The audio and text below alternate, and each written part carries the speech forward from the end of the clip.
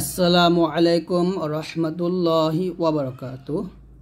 বানান করে কোরআন শিখি। আজকে আমরা পর্ব 3 সূরা আল ইখলাস শিখব। তো এর আগে আমরা সূরা ফালাক এবং সূরা নাস শিখেছি। যদি আপনারা সে দুটি পর্ব না দেখে থাকেন অবশ্যই দেখে নেবেন ইনশাআল্লাহ। তো আমি আপনাদেরকে খুব সুন্দর করে 30 পারা লাস্ট থেকে বানান করে আপনাদের কোরআন শেখাবো। তো অবশ্যই আপনারা আমাদের ভিডিওগুলো সম্পূর্ণ দেখবেন এবং এই ভিডিওগুলো সবার কাছে ইনশাআল্লাহ শেয়ার করে দিবেন। তো চলুন শুরু করি। أعوذ بالله من الشيطان الرجيم.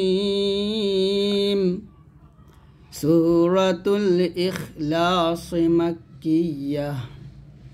بسم الله الرحمن الرحيم.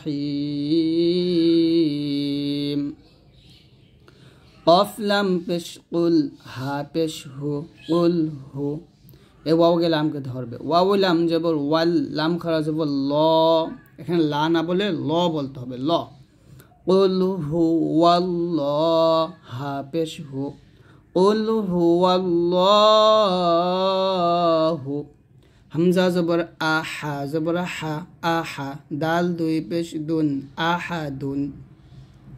যদি এখানে থামেন তাহলে বলতে হবে কুল হুয়াল্লাহু আহাদ।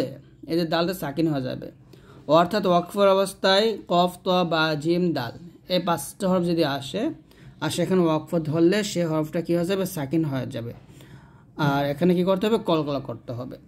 অর্থাৎ ওয়াকফের অবস্থায় যদি হরফে 2 জের 2 পেশ থাকে, 1 জবর 1 জের 1 পেশ থাকে, তাহলে ওয়াকফ দিলে সে হরফটা সাকিন ভাবে পড়তে হয়। আর কফ ত বা জিম দাল যদি আসে তাহলে সেখানে কলকলা করতে হবে। তাহলে এখানে আমরা আহাদুন আছে, ওয়াকফ দিলে আহাদ আহাদ, এরকম আহাদ এরকম কলকলা করব। কুল হুয়াল্লাহু আহাদ। কুল হুয়াল্লাহু।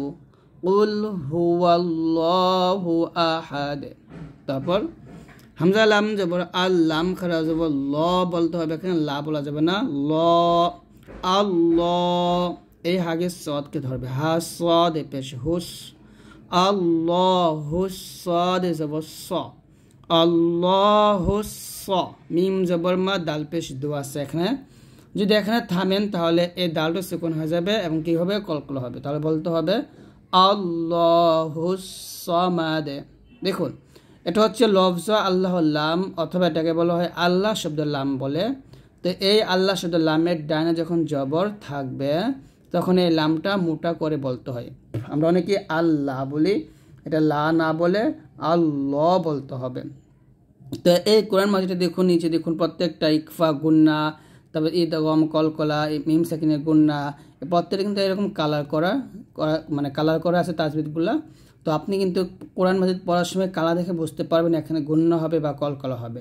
তো যদি আপনারা এই কোরআন মাজিদটা নিতে চান আমাদের কাছ থেকে, তাহলে দেখুন এই ভিডিও ডিসক্রিপশনে আমি একটা নাম্বার দিছি, সেই নাম্বার আপনারা হোয়াটসঅ্যাপে আমাকে নক দিবেন বা ইমোতে নক দিবেন। নক দিয়ে আপনারা আমাদের এই কোরআনের মাজিদের একটা স্ক্রিনশট নেবেন অথবা এই ভিডিও লিঙ্কটা আমাকে পাঠাবেন। তাহলে ইনশাল্লাহ আপনারা ঠিকানা দিলে আপনাদের বাসায় আমরা পাঠিয়ে দেব। তাহলে আমার সাথে আবার পড়েন, আল্লাহুস সামাদ। আল্লাহুস সামাদ।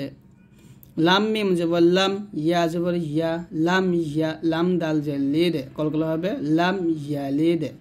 লাম ইয়ালিদ। লাম ইয়ালিদ। ওয়াও জবর ওয়া, লাম মিম জবর লাম, ওয়াই লাম ইয়া ওয়াও পেশ ইউ একটা ফান হবে, লাম দাল জবর লা দে। লাম ইয়ালিদ ওয়া লাম ইউলাদ। লাম ইয়ালিদ ওয়া লাম ইউলাদ। দেখুন লাম দাল যে লিদ এটা কলকলা, ওয়া লাম ইউ। ইয়াটা যখন উচ্চারণ করবেন জিহ্বার মধ্যখান তার বরাবর উপরে তালের সঙ্গে লাগিয়ে ইয়াটা উচ্চারণ করতে হবে, লাম ইয়ালিদ। আমরা অনেকে লামি বলি, এই এখানে মিমের উপর আসে সাকিন, তো আমরা লামি, মিম যে মি উচ্চারণ করি, তো লামি বলা যাবে না, লাম ইয়ালিদ বলতে হবে। লাম ইয়ালিদ ওয়া লাম ইউলাদ। ওয়াও জবর ওয়া লাম, মিম জবর লাম, ওয়া লাম ইয়া জবর ইয়া, ওয়া লাম ইয়া এক কাফকে লামকে ধরবে, নুন সাকিন পড়া যাবে না। কাফ লাম পেশ কুল, লাম জবর লাহা উল্টা পেশ হু। ওয়া লাম ইয়াকুল লাহু। ওয়া লাম ইয়াকুল লাহু। কাফ পেশ কুফা পেশ ফু, কুফু ওয়াও দুই জবর ওয়ান, কুফুওয়ান হামজা জবর আ হা জবর হা আহা দাল দুই পেশ দুন আহাদুন। তো যদি এখানে থামেন তাহলে বলতে হবে ওয়ালাম ইয়াকুল্লাহু কুফুওয়ান আহাদ আহাদ, এই দালে সাকিন হয়ে যাবে। ওয়ালাম ইয়াকুল্লাহু কুফুওয়ান আহাদ।